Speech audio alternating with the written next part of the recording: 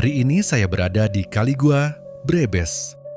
Di balik keindahan kebun tehnya, tersembunyi sebuah gua bersejarah peninggalan masa penjajahan Jepang.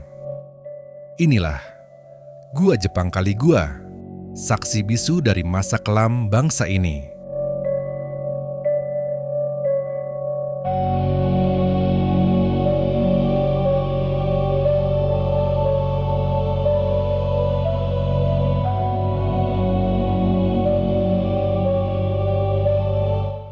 Saya mulai masuk ke dalam gua. Suhu di dalam langsung berubah dingin dan lembab.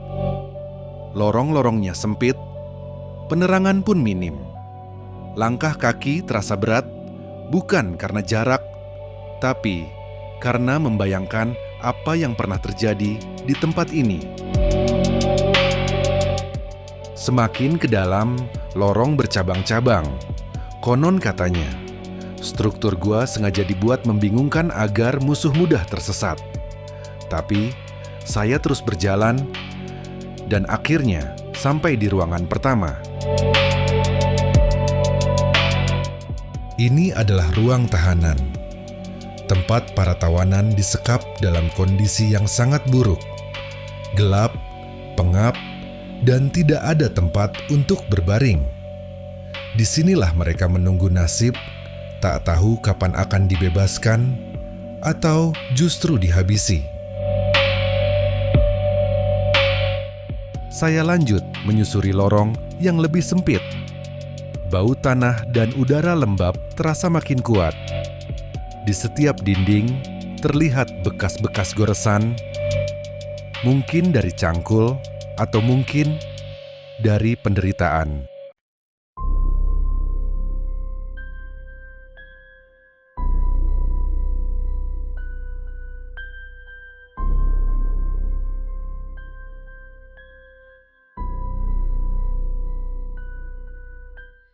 Dari balik kegelapan, saya sesekali mendengar suara tetesan air.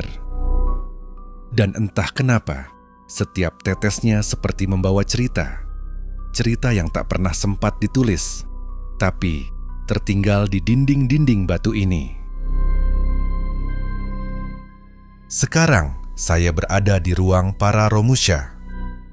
Mereka adalah rakyat biasa yang dipaksa bekerja siang dan malam tanpa makan cukup, tanpa obat, tanpa belas kasih. Banyak dari mereka jatuh sakit dan tak pernah keluar dari sini dalam keadaan hidup. Semakin dalam, suasananya makin sunyi. Hanya suara tetesan air dan napas saya sendiri yang terdengar.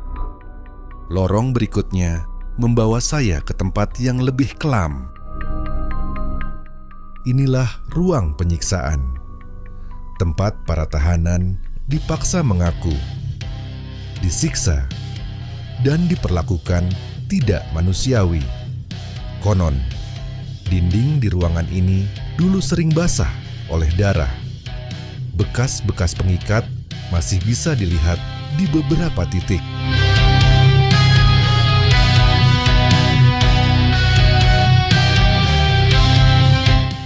Saya melangkah perlahan.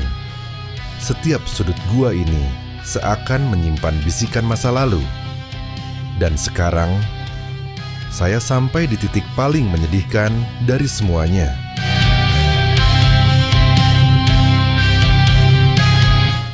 Inilah ruang pembantaian. Tempat di mana banyak nyawa diakhiri dalam senyap. Jika seorang Romusha dianggap tak berguna, atau hanya karena menunjukkan perlawanan, disinilah akhir hidupnya ditentukan. Cepat, dingin, dan tanpa ampun. Saya meninggalkan ruang pembantaian dengan langkah pelan. Bukan karena lelah, tapi karena perasaan berat di dada yang belum juga hilang.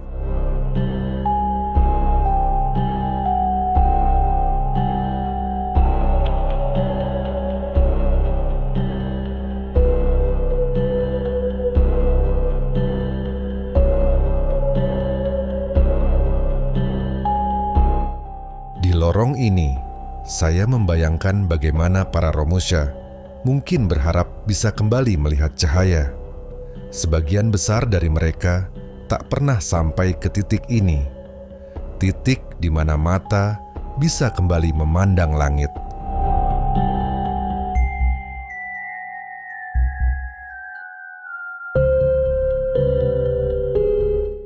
Saya berjalan dalam diam. Lorong ini bukan sekadar jalan keluar, tapi juga seperti perjalanan kembali dari masa lalu ke masa kini.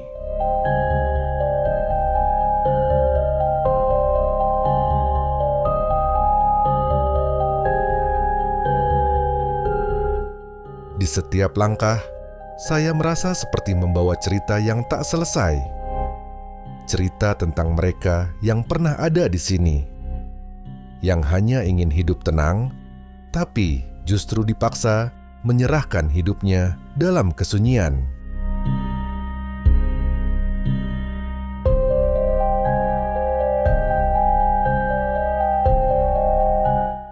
Langkah demi langkah, lorong ini terasa seperti menggiring saya menyusuri luka sejarah yang belum benar-benar sembuh. Saya menyentuh dinding gua, dingin, kasar, tapi penuh cerita. Bayangkan berapa banyak tangan yang pernah meraba dinding ini dengan harapan bisa keluar, dan tak semuanya berhasil.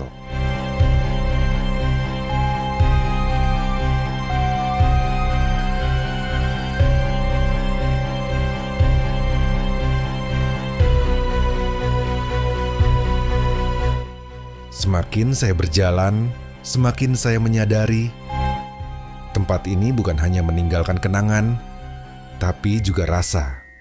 Rasa getir, rasa duka, dan rasa syukur yang dalam.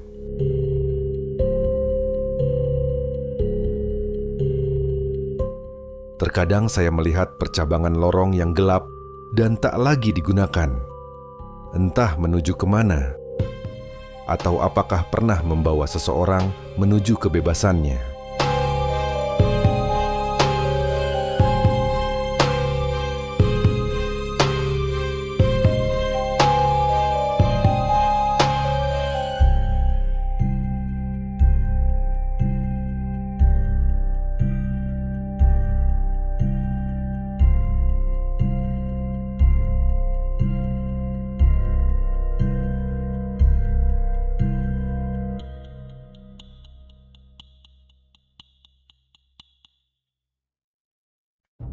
Dan di ujung sana, saya mulai melihat seberkas cahaya. Bukan hanya cahaya dari luar gua, tapi seperti simbol harapan. Seperti ucapan terima kasih dari masa lalu, bahwa kita masih mengingat mereka.